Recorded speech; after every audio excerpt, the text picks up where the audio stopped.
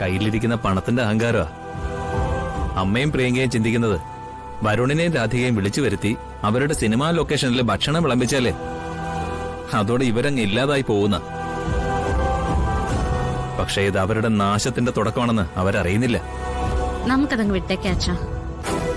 നമ്മളൊരിടത്ത് ഫുഡുമായിട്ട് ചെന്നു, അത് വിളമ്പിക്കൊടുത്തു, പോന്നു. ഭക്ഷണം കഴിച്ചവർക്ക് നല്ല അഭിപ്രായവും പറഞ്ഞിട്ടുണ്ട്. അപ്പൊ ആറ്റാശ്ശേരി സദ്യക്ക് ഒരു കുഴപ്പമില്ല.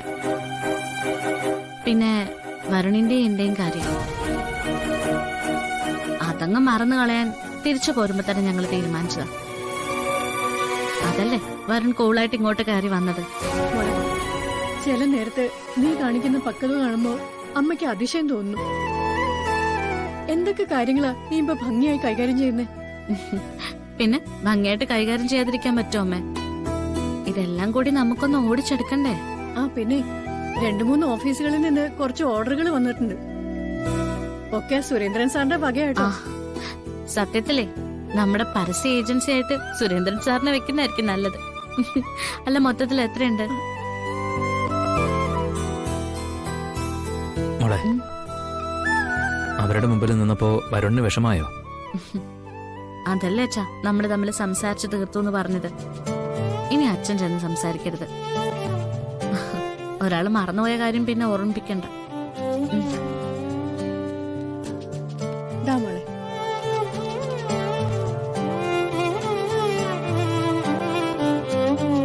നാളെ ഏകദേശം ഒരു 100ഓളം പൊതി വേണ്ടി വരും അമ്മേ. ദേവേട്ടാ, 4-5 പാത്രങ്ങൾ വാങ്ങേണ്ടി വരും. ഇപ്പോ അപ്പുറത്തെ സുമയുടെ കയ്യിൽ നിന്ന് വാങ്ങിച്ച പാത്രങ്ങളാണ് ഇരിക്കുന്നത്. അവർക്ക് അതിപ്പോ തിരിച്ചു കൊടുക്കേണ്ടതാ. അതിനെന്താ അമ്മേ, നമുക്ക് ബിസിനസ് വരാണെങ്കിൽ നമുക്ക് എല്ലാ സാധനങ്ങളും വാങ്ങിച്ചൂടെ? താമസിക്കാതെ എല്ലാം വരും. പറ്റുകയാണെങ്കിൽ ഒരു വലിയ സ്റ്റൗവും ഈ കടകളിലൊക്കെ കാണുന്ന പോലെ. കാര്യങ്ങളൊക്കെ ഗംഭീരായിട്ട് വരിക അല്ലേ മോളെ? അച്ഛൻ എന്ത് തോന്നുന്നു? ആത്മാർത്ഥതയോടുകൂടി അധ്വാനിച്ചാൽ നേടാൻ പറ്റാത്തതായിട്ട് ഈ ലോകത്തൊന്നുമില്ല മോളെ. ഏറ്റവും ചെറുതിൽ നിന്നാണ് നമ്മൾ തുടങ്ങേണ്ടത്. അത് ഉയരങ്ങളിലേക്ക് തന്നെയാവും. അച്ഛൻ ഉറപ്പാ. അയ്യോ, എന്തിനാ ഇങ്ങനെ ഇടന്ന് തൊള്ള തുറക്കുന്നേ? കട്ടിലിന്ന് ഇറങ്ങിയപ്പോ വീണുപോയി. നല്ല വേദന. നീ ഒന്ന് പിടിച്ചേ. നീങ്ങ വാ. എന്താ അസുഖം? നല്ല പനിയുണ്ട്.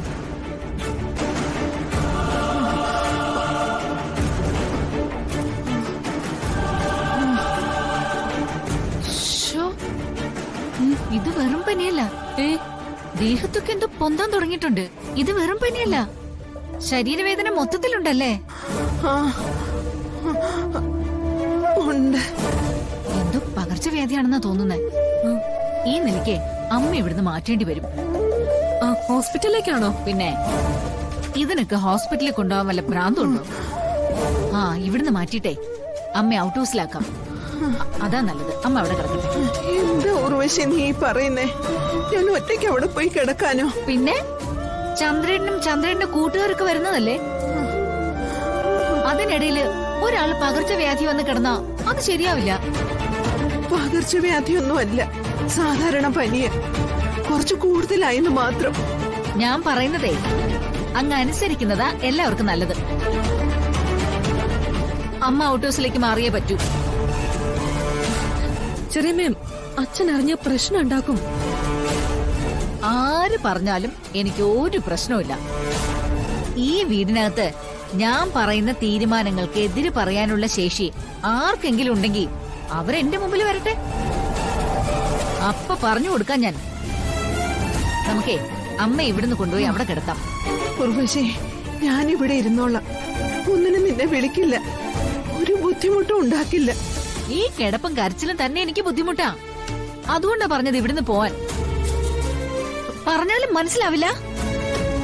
കണിമംഗലം എന്റെ കയ്യിൽ ഏൽപ്പിച്ചിട്ട് ചന്ദ്രേട്ടൻ എന്നോട് പറഞ്ഞിരിക്കുന്നത് ഞാൻ ആഗ്രഹിക്കുന്നത് പോലെ ഈ കുടുംബം നീ നോക്കി നടത്തണമെന്നാ.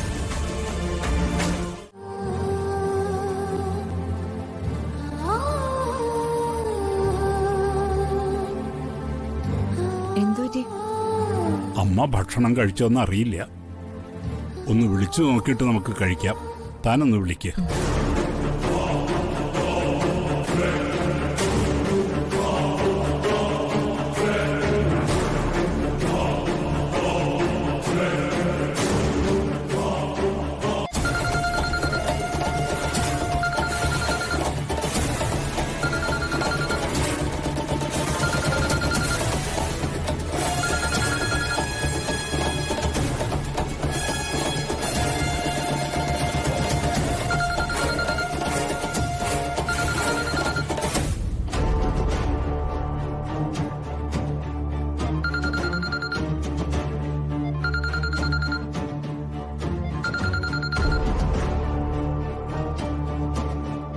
എടുക്കുന്നില്ലല്ലോ.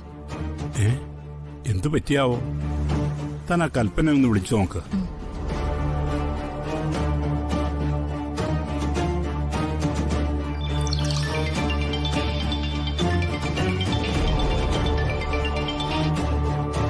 ഹലോ മോളെ കൽപ്പനെ, മുത്തശ്ശിയുടെ പനി കുറഞ്ഞോ?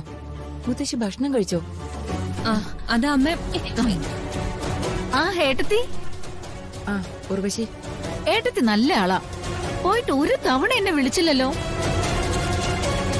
ഞാൻ കൽപ്പനയോട് പറയായിരുന്നു ഏട്ടത്തിയെ കോള് വന്നാ എനിക്ക് തരണമെന്ന്. നിങ്ങൾ രണ്ടുപേരും സുഖമായിട്ടിരിക്കുന്നോ? 3-4 ക്ഷേത്രങ്ങളിലൊക്കെ പോയി, ഇനിയുണ്ട്. നിങ്ങളുടെ ആഗ്രഹങ്ങളൊക്കെ നടക്കട്ടെ. ഏട്ടത്തി, ഏട്ടനോട് അന്വേഷണം പറയണേ. ഉർവശി, അമ്മയുടെ പനി കുറഞ്ഞോ?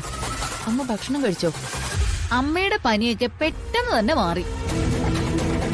അമ്മ കുറച്ചു മുമ്പ് ഭക്ഷണം കഴിച്ചിട്ട് പോയി കിടന്നുറങ്ങി. അതാ ഫോൺ എടുക്കാത്തെ. കുഴപ്പമൊന്നുമില്ലല്ലോ, അത് മതി. എന്ത് കുഴപ്പം? ഞാനും കൽപ്പനയ്ക്ക് ഇവിടെ ഇല്ലേ? എന്നാ ശരി.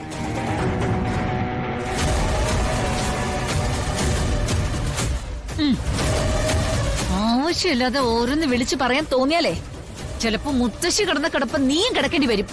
മനസ്സിലായോ? പിന്നെ